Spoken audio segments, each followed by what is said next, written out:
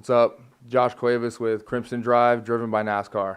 This is what being a NASCAR fan is all about. Singular history and tradition. Unmatched on-track intensity. And triple-header playoffs action to ratchet up the stakes. Throw in a can't-miss concert, camping, and the legendary atmosphere of Talladega Boulevard. And you've got more than a race. You've got Talladega. Get your tickets now at TalladegaSuperspeedway.com.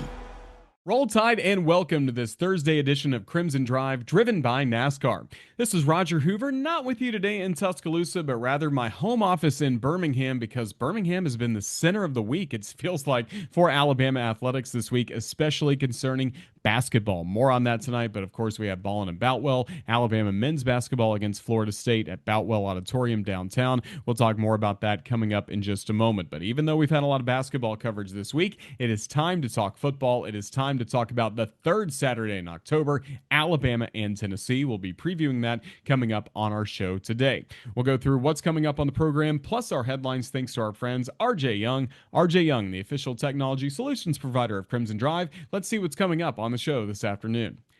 First of all, we'll be talking about this ball game with Parker Brailsford coming up. The center for the Crimson Tide football team sat down with us in the preseason. A great conversation with him, mostly about his journey to Tuscaloosa from Washington and everything we can expect from the Crimson Tide offensive line this season. Then we'll get memories of the 2015 national champion Crimson Tide with former Alabama linebacker Reggie Ragland, as that group gets honored this weekend against Tennessee.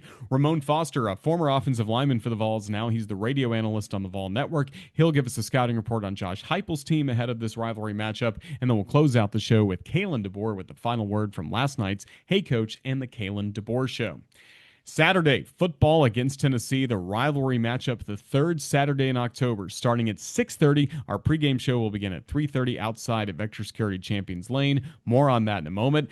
Tuscaloosa matchups against the Vols have been kind. Tennessee has only won 4 times in Tuscaloosa all time and haven't won in Tuscaloosa at Bryant-Denny Stadium since the 2003 matchup. The home winning streak, 10 games in a row, Alabama's won against Tennessee, dating all the way back to Jamie Christensen's field goal that won it. Of course, Roman Harper's hit, Rocky stop, great moment in 2005, great win against the Volunteers. Then Alabama has not lost to Tennessee since then in Tuscaloosa. It's a ranked matchup. Alabama's number 6, Tennessee is number 11. Kalen DeBoer, very good in games that he's coached like this, 14-2 in ranked matchups during his time as a college head coach. And I mentioned coming up, we will honor the 2015 national champions. More on that coming up with Reggie Ragland in just a few minutes. Alabama athletics, I mentioned Birmingham is the site of the Ballin' in Boutwell game coming up this evening between the Alabama Crimson Tide and the Florida State Seminoles in men's basketball. We also had the women's basketball matchup earlier. We will have a radio broadcast for the men's game starting at 6 o'clock, tip-off just after 7 in downtown Birmingham. Don't forget, the season will begin on Monday, November 3rd with a women's and men's doubleheader coming up at Coleman Coliseum. For the Crimson Tide as well, soccer team, they're getting near the end of the season. Alabama will be at SEC Power Arkansas coming up tonight, and then home against Mississippi State starting at 6 p.m. in Tuscaloosa coming up on Sunday, so we hope to see you at the Alabama Soccer Stadium. For the volleyball team, still plenty of season to go, and they will be coming up on the road this weekend at Georgia as well at South Carolina.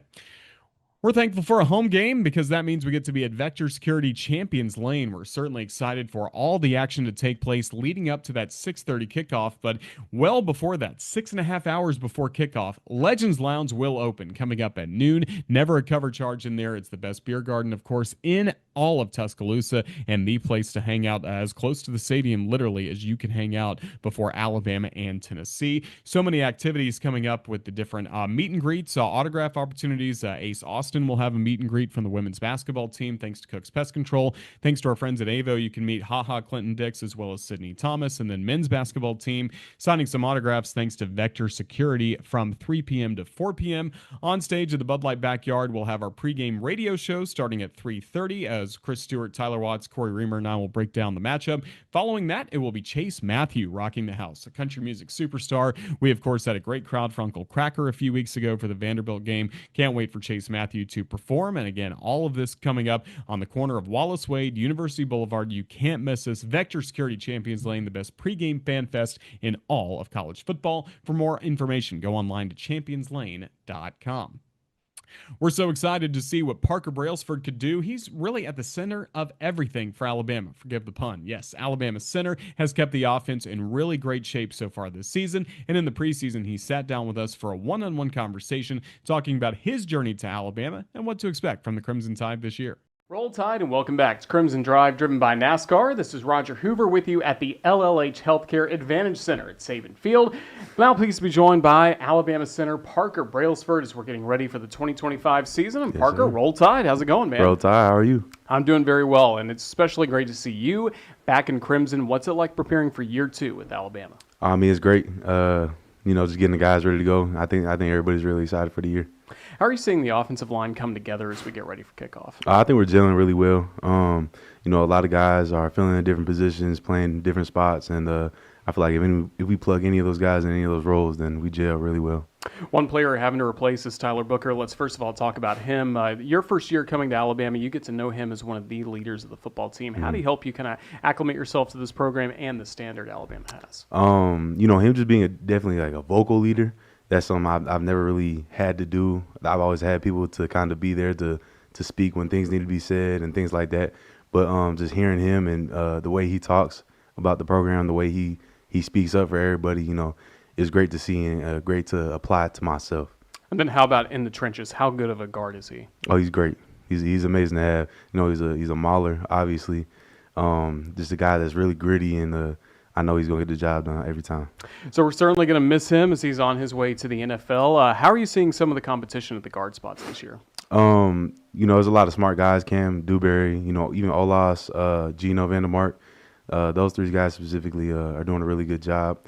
All 3 are really smart, honestly. So it's like, honestly, having another center there with me. But, yeah. So they're right next to you on the line of scrimmage. And then a little further out, you get to the tackles. Let's talk, first of all, about the man that topped the freaks list, or right behind Jeremiah Smith for Bruce Feldman, Caden Proctor, and what he can do. Caden's a dog. That's the best way I can explain that. Definitely a trench type of guy. He's willing to put his face in there and get the dirty work done, for sure. Are you amazed by some of the things he can do in the weight room at his size? Yeah, most definitely. But I'm close to him. Don't even... Close in the lifting, like vertical jump? What are we talking about? Some of the lifts, everything. Not everything, my bad. Not everything, but he's obviously very strong, very, very big, things like that. So he's protecting the left side. We go over to the right side. Wilkin-Ford, what have you seen from him? A lot of improvement. I think he's starting to get a lot more confident in the things that he's doing. He's starting to use his hands a lot more, and I feel comfortable with him out there. Well, it's a good offensive line for the Crimson Tide as you get ready for this 2025 season. Let's back it up, though, to where your football journey began. First of all, tell us where you're from. From Mesa, Arizona, and then I played high school in Scottsdale, Arizona. What got you into football? I believe my uncle, if I'm not mistaken. He was kind of talking about it, and I told my dad, I was like, hey, I think I want to go play football. So, that's when I started. Obviously, with the size, did you start on the offensive line, defensive line? How did it all begin? When I was a kid, I was actually a big kid. I really didn't. I kind of lost weight my junior season. I had a little thing, and I couldn't play football because I had a little injury, and I lost my appetite a little bit. Wasn't eating as much, and I kind of lost a little bit of weight. I think I got down to like 240. But I've got it back, so that's good. Yeah, what kind of helped you turn it around there? Man, I don't even know. Just kind of forcing myself to eat. I'm not really a guy that loves to. I like to eat, but forcing myself to eat meal after meal after meal and kind of feeling like bloated all the time, I don't really like that feeling. But just forcing myself to do it. And that's something you still have to do now at Alabama? Yeah. What kind of calorie diet are we looking at for maintaining it, especially throughout a long season? It kind of depends. During the off season, I'll eat a good amount of food, but I was trying to gain weight, so I ate a lot this off season. But during the season, really just trying to maintain, maybe add on a couple more pounds. I didn't get to 290 exactly, but just trying to maintain my weight for sure. That's certainly good. Obviously, some high school football success. When did you start hearing from some colleges, and what allowed you to make your first initial choice out of high school? My first offer was the NAU, Northern Arizona University, and that was after my sophomore season. And then I heard from Coach Cap at Michigan State, actually, and USC as well. And those were like the first three. Yeah, what was it like connecting with Coach Cap for the first time? It was good. I talked to him on the phone. I wasn't sure if I wanted to go to Michigan. It's really cold out there. I ended up choosing Washington, which is also cold, but not as cold as Michigan. But, it's good. When you made your Washington choice, Kalen DeBoer, Ryan Grubb in place by then, or was it the previous coaching staff? It was the previous coaching staff, actually. Okay. But then Coach DeBoer came in, and I felt really comfortable, so I decided to stay with him. And what made that time at Washington so special? Like, obviously, getting to the national championship game, winning the Pac-12. As far as like, just what made those teams so good with those coaches in place? Definitely the team, like just the brotherhood piece. There's a lot of guys I still talk to today. Definitely my O-line. My O-line was a big piece, and we were very close together, and that's probably what made us pretty good. Yeah, tremendous journey in 2023, and you got to play, again, under the bright lights, the brightest lights we have in this sport. How has that experience really helped you for everything that's ahead at Alabama? You talking about here? Or the Washington experience 2023? Oh, yeah. I mean, it was great. Obviously, we didn't finish how we wanted to. That 2023 season, we wanted a W at the end, but, it didn't happen.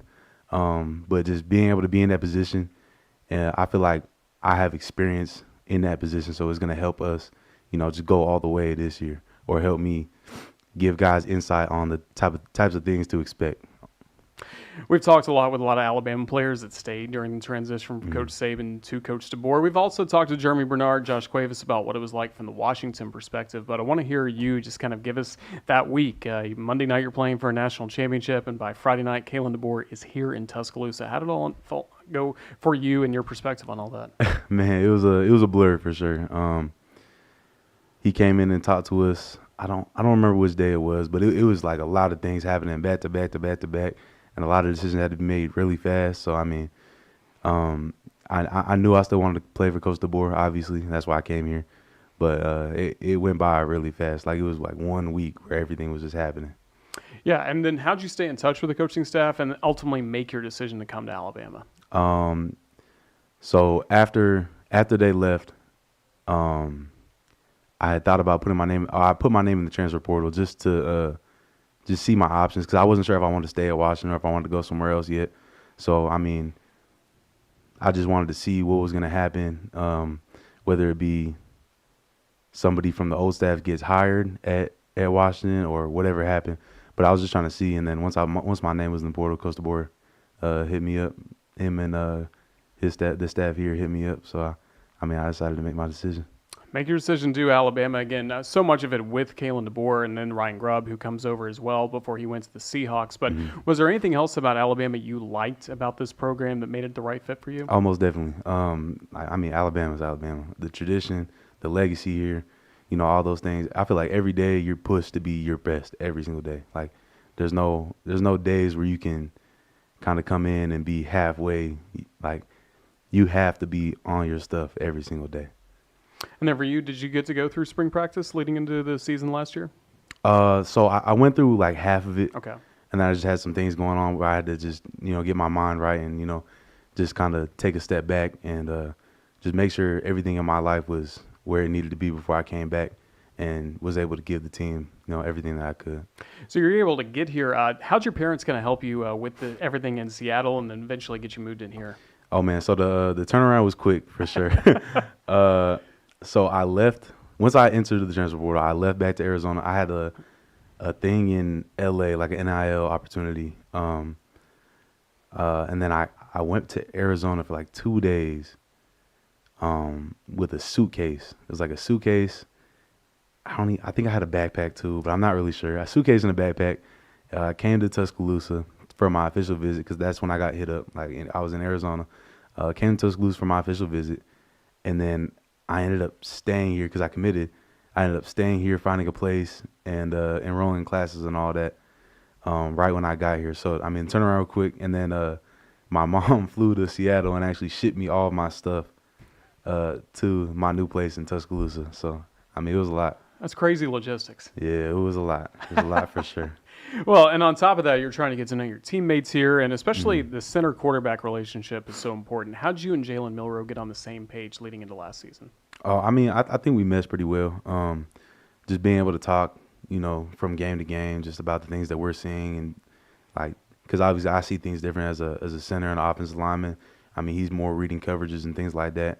I'm kind of looking. I mean, he's looking at safety rotation as well, but I'm looking at safety rotations and where the backers are aligned. Sometimes the D line can tip off things about pressure and things like that.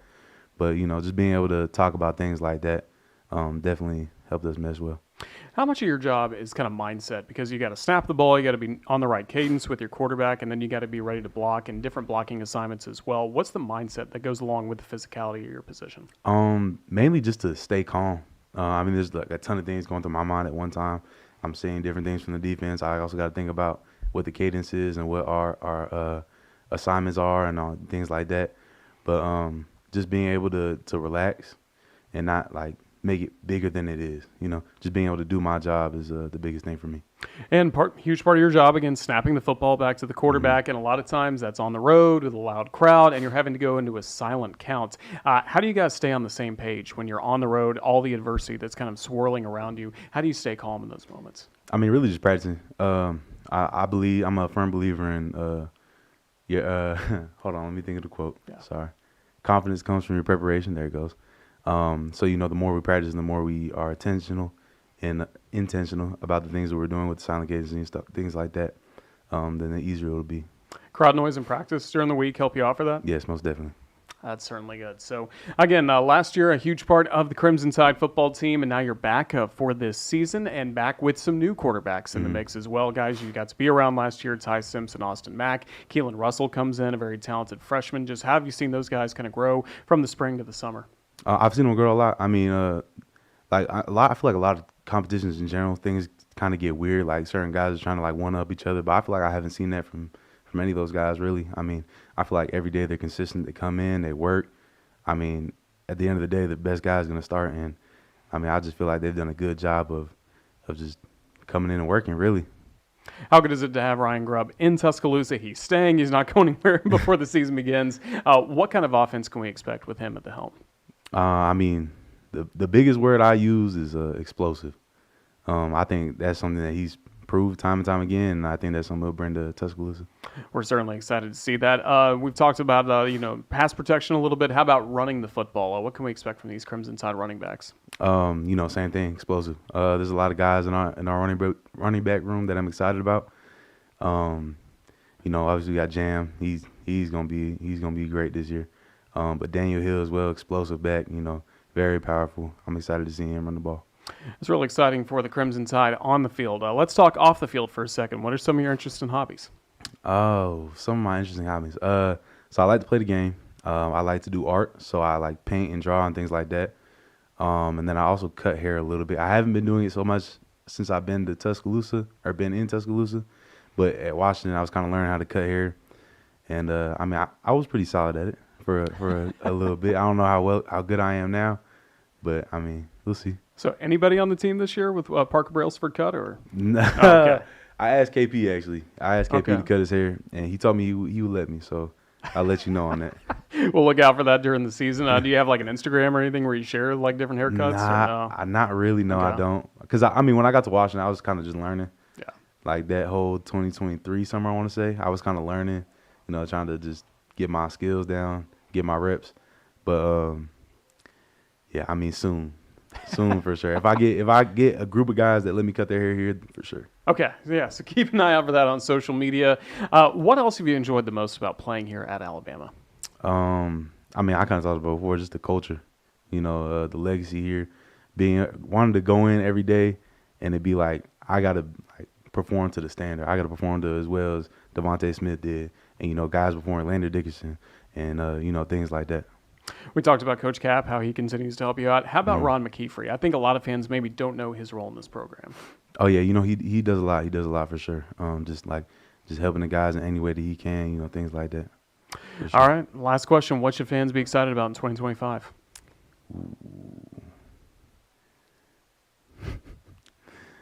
Man, the Crimson Tide.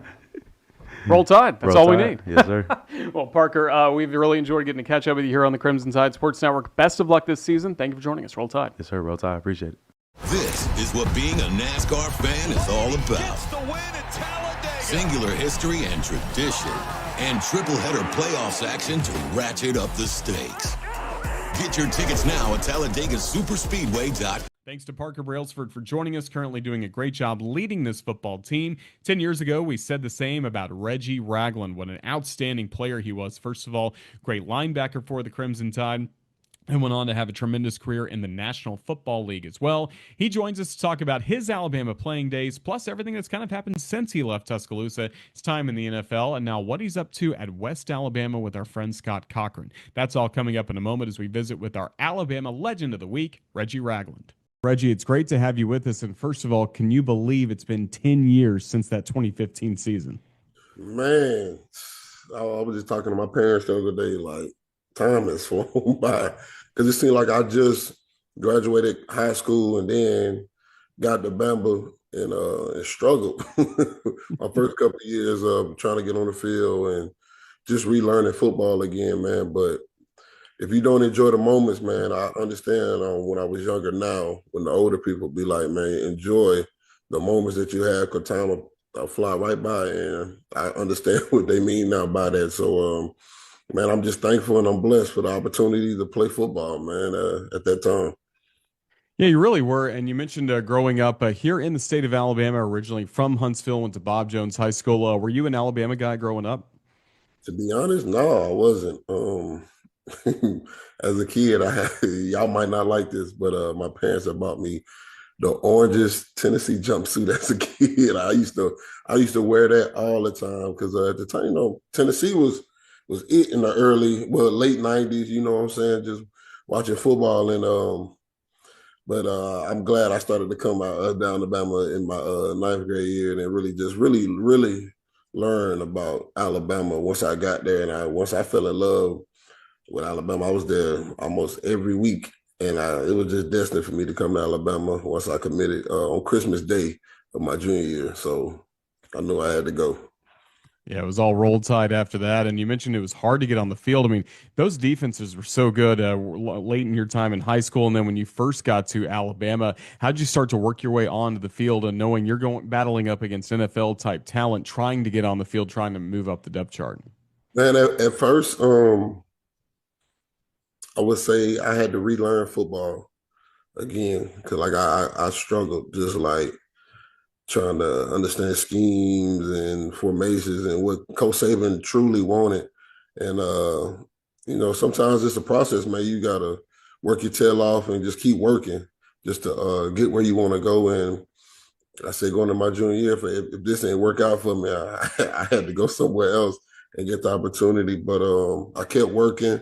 And thankfully, I had guys like C.J. Mosley, Nico Johnson to really like push me and put me in position. Reuben Foster, Rashawn Evans, those type of guys. And but let me say this. But first and foremost, I was gonna push, and because like I wanted to play, I wanted to see my name on the jumbotron in the starting lineup. Like I wasn't just gonna give up. It was different back then.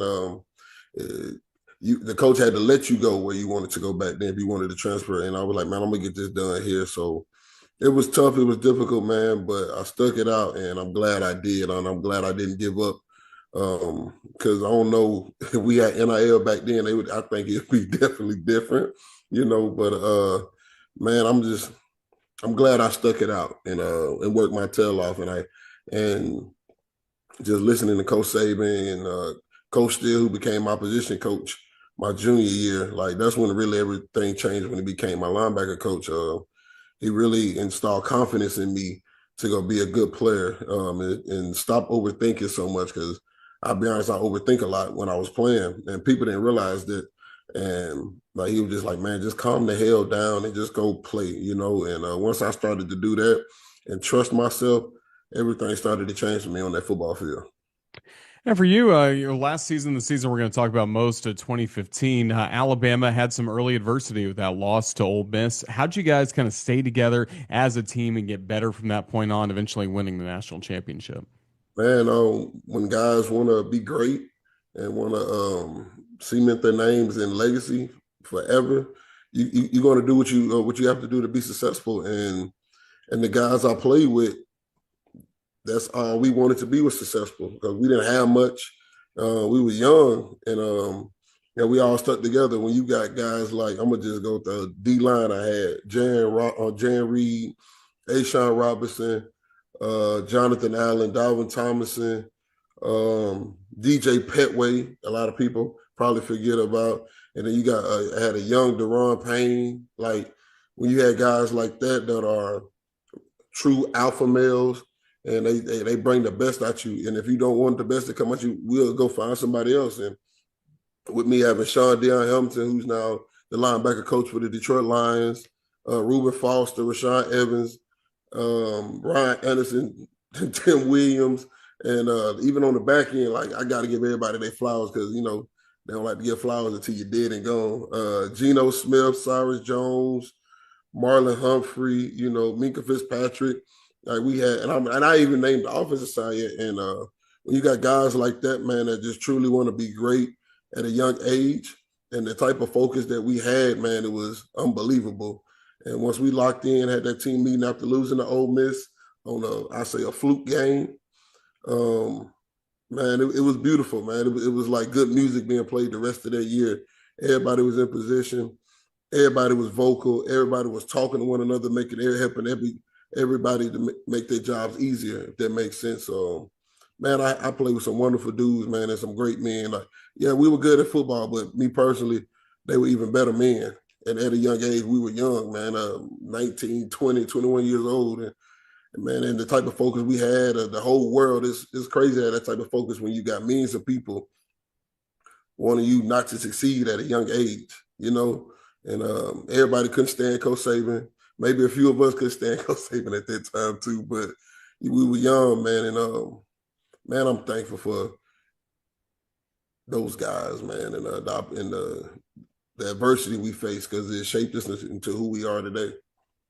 You mentioned the offensive side of the ball, and you had a Heisman Trophy winner at running back in Derrick Henry, one of your fellow co-captains for this team. Is he the most physical running back you ever went against, even college, pro? And I imagine you were able to get some of your hits on him, I hope, at some point during your practice days at Alabama, right? Yeah, for sure. Derrick couldn't stand us at times, because like, everybody would come in, and like the type of guys we had on the defensive side, they didn't give a damn who Derrick was. Like, we care about the person, don't get me wrong, but we didn't give a damn about him being the Heisman winner or running like that. Now, we happy he won it, but I think the practices and the battles we had, because like, when I tell you them D linemen, they really didn't give a damn. Like, how we practice, some days he might tackle and just throw him. He might get mad, but I think that helped him during the games too, to run through tackles, run through big dudes, like guys we had on, because once the game came, everything was so easy for us, So, man, but growing up as a kid, you always wanted to win the high, but man, just to play with somebody is just even better. You know what I'm saying? Because you want to see everybody on your team have success, and I'm glad he had the success that he had. Even leaving Bama, and me personally, man, he's the first ballot Hall of Famer now. So, man, I'm so excited for him, and Ryan Kelly and those guys, man, and Jake Coker, which I seen a few weeks ago, man. It was so good to see him. It warmed my heart, So, man, I'm excited, for all these guys, and hopefully a lot of them come back for the reunion, man. And hopefully I still get the chance, because the game time just came out, and I think we got a game around the same time at West Alabama. So I'm gonna see how that go, but hopefully I can make it back and see all those guys, man. I ain't gonna lie, 'cause I miss those guys, So they was a part of the best time of my life, period. 4 years at Bama. So hopefully I get a chance to go back and see them. Yeah, we certainly look forward to that. And you mentioned Alabama, again, a great place, so many good players around you. How did it get you ready for your NFL career? Man, preparation. Because if you didn't come to practice ready with the right mindset, man, you're gonna get hit in the face, and you're gonna look bad. So you have to be consistent every day dealing with those guys on that offensive side of the ball or the defensive side, and if you're not on your P's and Q's, you're gonna get called out for it. And at a younger age, I seen that my first couple years at Bama, and I got called out a lot for not being in the right position, being a signal caller at that time, and so I had to relearn how to be a good football player, how to be a good leader, just observing and watching guys, because there's different styles to being a leader. And I probably say my favorite was just watching CJ. Like, you ain't got to be real vocal.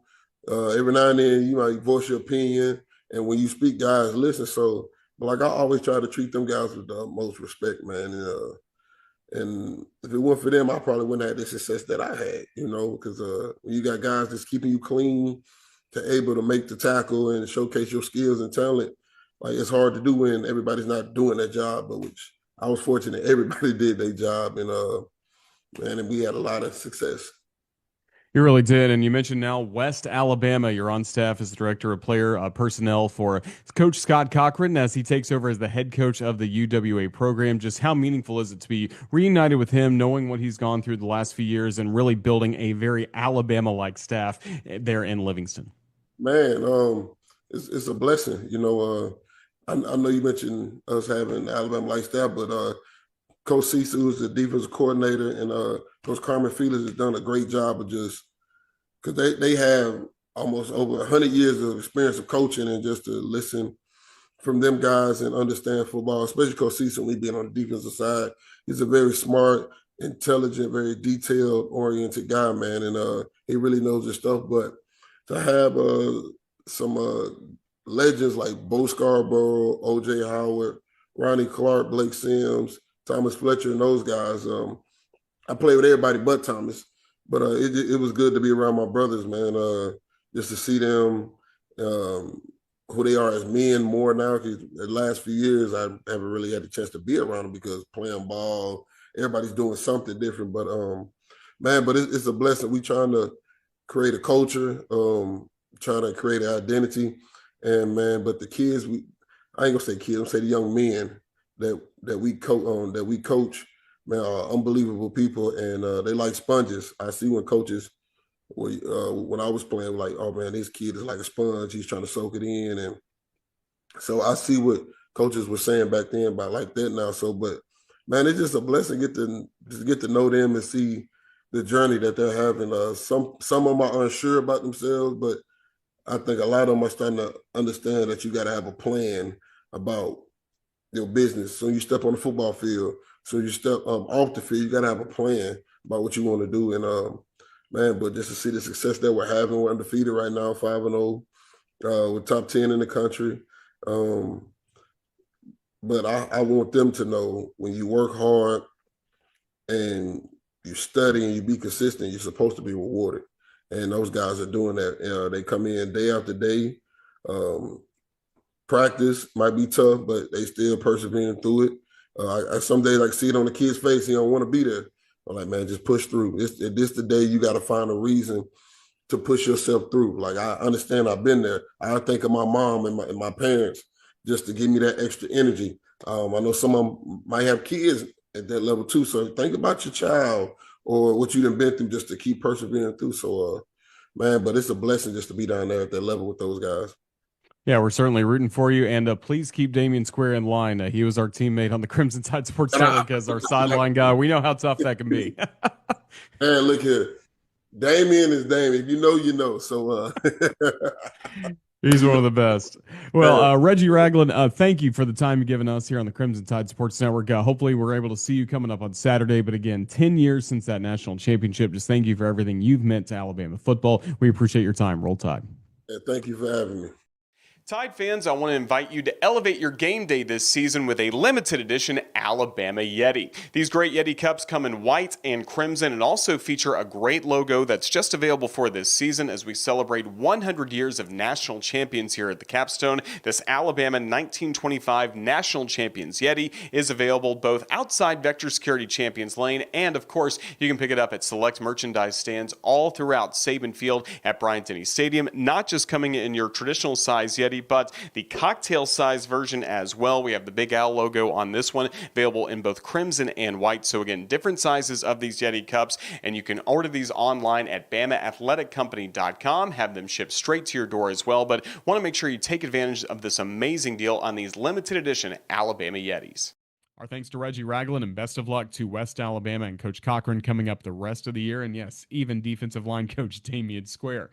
Coming up on Saturday, Alabama against Tennessee. It's time to learn more about Josh Heupel's team as we visit with Ramon Foster. He was a lineman for the Volunteers in the early 2000s and now really late 2000s, but he joins us as our guest on the other booth presented by Marathon Petroleum. He's the color analyst for the Vol Radio Network, and he gives us a scouting report on Tennessee ahead of the third Saturday in October.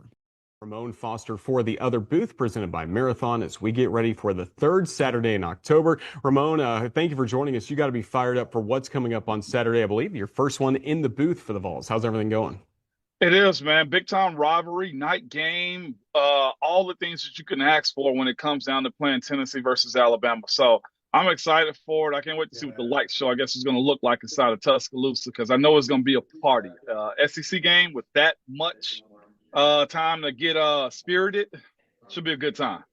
Absolutely. Well, so far, just take us through the journey for this Tennessee football team, especially over the last few weeks where there have been some tight SEC games, but some really good wins for the Vols. Man, it's been a bit of a pleasant surprise for what they are this year.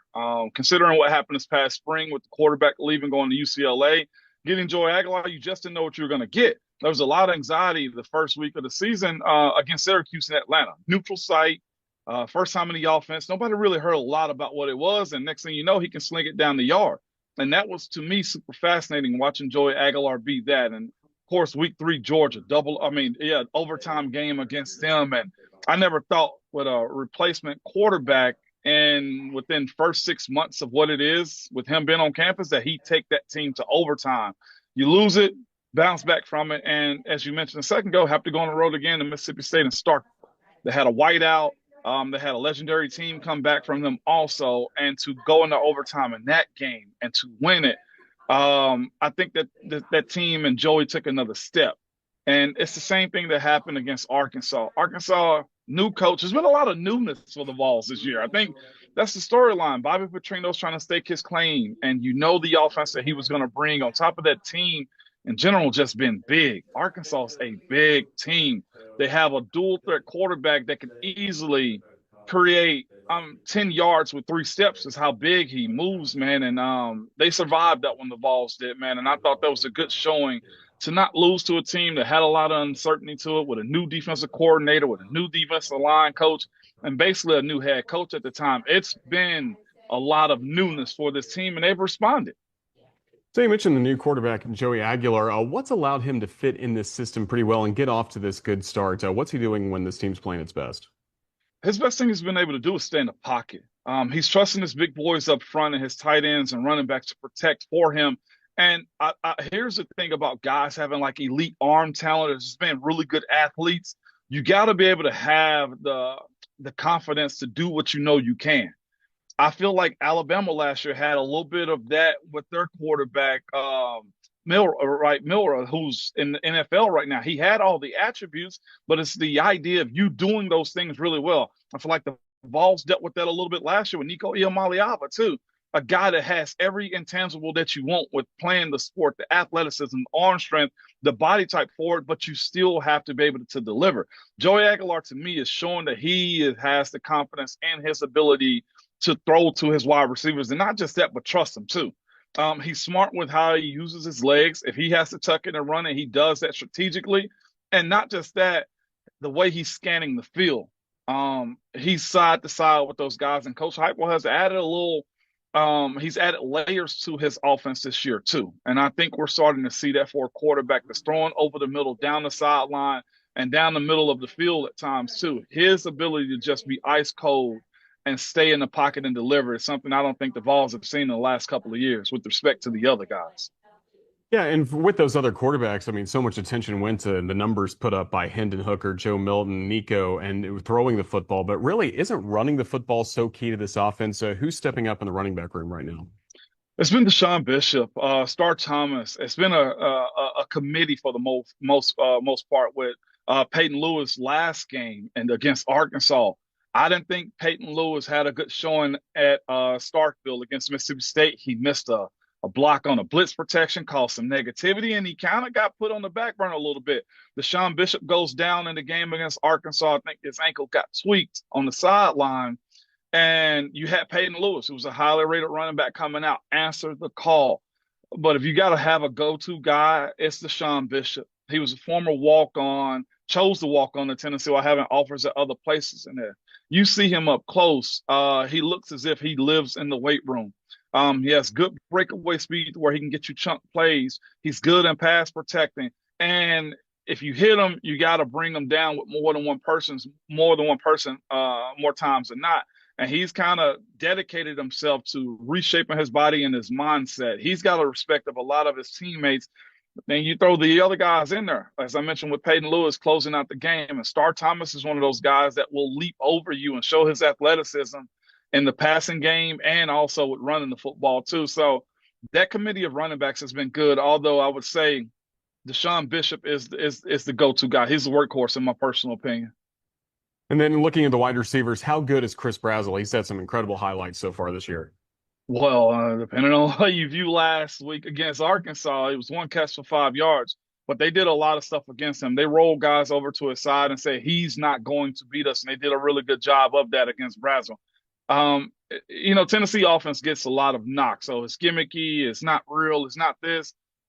Put on Chris Brazzell's tape. One, I don't think you see different routes that this offense is running, different concepts too. But what I will say is this. He's catching NFL-style passes. He's catching and making NFL catches also. The way he goes up and high point the football, his comeback catching has been elite this year. His ability to run away from defenders has been elite too. It's not just scheming him open. He's beating guys. I actually thought he had another one in the Mississippi State game, and they called, oh my gosh, an egregious OPI. He just simply dropped his arm, and the DB fell down to the ground. That's another score I think that he should put on his NFL highlight. He's been good. When he transferred into UT, you heard of what he could have been. Last year was a little bit of a, learning curve for him. This year he dedicated himself in the offseason, and I got to give credit to the guy that's throwing the football. Joey Aguilar has found his sweet spot on how to give it to him, and he's been lights out this year. Then on the other side of the ball, what's the strength of this Tennessee defense? Who are the guys to watch on that side of the ball? Joshua Joseph is really good. Arian Carter up the middle is really good. You got Dominic Bailey that's solid. You have a young player in Jordan Ross who can really get after the quarterback also too. He's a redshirt sophomore, 6'5", 240. They have the ability as a unit to sack the quarterback. I think that's been their strength. The running game, run defense that they've had has been lacking. And like I know, Roger, in the SEC, you got to be able to stop the run. Here's what I will say. They've been a good bit of bend but don't break. And more than anything, they've been very opportunistic on how they get to the quarterback and turn you over too. They have 4 scores defensively, if my stats are right, as far as being able to get to the end zone. 26 sacks last year, even with James Pierce Jr. as a projected first-round draft pick, they only had 29 on the season. So their ability to rotate in and get after the quarterback has been huge for them. That would have been, I think, the strongest suit. And I would also throw Colorado transfer, late spring edition, Colton Hood. He's been good. As long as he's above board, there's not been many guys that's gotten over on him in the secondary. Colton Hood's been a nice addition to this team too. They got a young guy in Ty Redmond that's been starting a lot. He's a true freshman, long rangy, very confident in himself, but he's a freshman. It wouldn't shock me if Kalen DeBoer tried to attack a young guy like him, because anybody would, just to see if it's real or not. And then finally, you mentioned Kalen DeBoer and this Alabama team. Just what stands out to you when you watch this group on tape? What's going to be most important for this ball game? It's Ty Simpson. Like I say, I mentioned Jalen Milroe earlier. There's a difference in the quarterback play, his poise. He's a coach's son, head coach son. His dad actually coached my brother-in-law at UT Martin. So I've heard about Ty for a very long time, and kudos to him for waiting his time. Doing it the old school traditional way and stand down until you come up. That to me is the separator. Ty Simpson, a crazy stat just in general. I think right now Alabama is 51% or 50% on third down conversions, but against SEC schools, he's 52%. That says a lot about the guy you have behind center. I know you guys, or Alabama's got big boys up front, Jam Miller, Ryan Williams, Jermaine, like all of that is fine. The CEO of any program is the quarterback, and you have one in Ty Simpson that is poised. He knows when to leave the pocket. He's accurate with the ball. His short game is solid. And the other part of it is, I just being a competitor myself, I expect Kalen DeBoer to have a wrinkle. I don't know what it is, but I said it on my radio show in Nashville. The way he operates, I feel like as a coach, it's the old Patriots way, where somewhere down the line there's a flea flicker. Somewhere down the line there's a double pass. Heck, we've already seen it with Vic Caden Proctor catching the football on the sideline. That's what you have to worry about, especially when you have a competent quarterback like Ty Simpson at this point. Yeah, you mentioned Caden Proctor, you a former Tennessee offensive lineman. Have you sent some clips of Caden Proctor and some of the Wildcat packages lined out wide? Be like, Coach, I could have done this if you gave me a chance in the NFL or back in Tennessee. That's a big man's dream right there, man. Listen, he's living it out. I'm guessing this is part of what happens when you're in the NIL era. Coach, I want this written in my contract. I get 3 runs and 1 catch this year. Way to negotiate that in, Caden. I'm rooting for him from an NFL perspective, man. I think a lot of Caden Proctor of what he is as an athlete. And one of the best things that he's ever said as a big man myself that played a position and we just get overshadowed. I love the fact that he brought his cologne collection into the conversation one time. He said, you can't, my thing I tell my kids, all the athletes that I coach, you can't be big and stink. Do you hear me? You got to smell good, look good, feel good. And Caden Proctor, I know we rivals this weekend, but me and you're right. Pass the message along. Yeah, we definitely will. Ramon, thank you so much for the time getting the scouting report on Tennessee. Safe travels this weekend to Tuscaloosa. We look forward to seeing you on Saturday. Thank you. No doubt about it. See you guys. Thanks. This is what being a NASCAR fan is all about. Singular history and tradition, and triple-header playoffs action to ratchet up the stakes. Get your tickets now at Talladega Superspeedway. Thanks to Ramon Foster. Look forward to seeing him on Saturday for Alabama against Tennessee. Let's take a look at what's coming up on the Crimson Tide Sports Network as we get ready for the 3rd Saturday in October. Mentioned it tonight, we will have a broadcast of men's basketball against Florida State. 6 p.m. will be our airtime from Beltwell Auditorium with the tip-off at 7 o'clock. Chris Stewart, Brian Passing, Tom Stipe, and I on the call. Then, of course, it's football. It's Alabama, Tennessee coming up on Saturday. 3:30 we'll get going at Vector Security Champions Lane with the start of our pregame coverage. 3 hours plus of coverage leading you up to that kickoff just after 6:30 p.m. for the Vols and the Crimson Tide. Kalen DeBoer and Chris Stewart will talk about it all coming up on the Kalen DeBoer television show following the ballgame to our TV affiliates on Sunday, and as well as RolledTide.com, available on demand as well. Then Monday night, Tyler Watson and I will break down this matchup between Alabama and Tennessee, plus look ahead to South Carolina on Crimson Tide Rewind at 6 p.m. from Baumhauer's in Vestavia Hills. Make sure you follow us online at UA_CTSN for the very latest, even some behind-the-scenes footage of game day that can all be found on all of our different social media platforms. And if you're watching, of course, coming up on YouTube, make sure you subscribe and like the channel, and that way you won't miss anything, especially the booth cam presented by Regions Bank that will be streaming live coming up for Alabama and Tennessee on Saturday right here at UA_CTSN. Huge thank you to our guests today, starting with Crimson Tide center Parker Brailsford, Alabama legend and former Crimson Tide captain Reggie Ragland, as well as Tennessee's Ramon Foster for his insights on the Volunteers. Thanks to our video producer, Ethan Carabin. He puts this entire show together. Appreciate all of Ethan's hard work, especially getting ready for the booth cam coming up on Saturday between Alabama and Tennessee. For all of us, this has been Roger Hoover. Now, we can't say goodbye on our Thursday Crimson Drive without hearing from the head coach of the Crimson Tide, Kalen DeBoer, as he gives us the final word from last night's edition of Hey Coach and the Kalen DeBoer Show, presented by Alpha Insurance. Until Saturday, have a great one. Enjoy the 3rd Saturday in October. Get those cigars ready. Here's Kalen DeBoer. Proud of the way the team each and every week comes ready, and we definitely got to be on top of our game and be at our best, this Saturday. And so excited about the new challenge. Again, every week is its own week. Nothing carries over from last week, and so the guys have been working hard and looking forward to having everyone there at Bryant-Denny Stadium. We need everyone loud and proud, giving everything they got to make it an awesome atmosphere.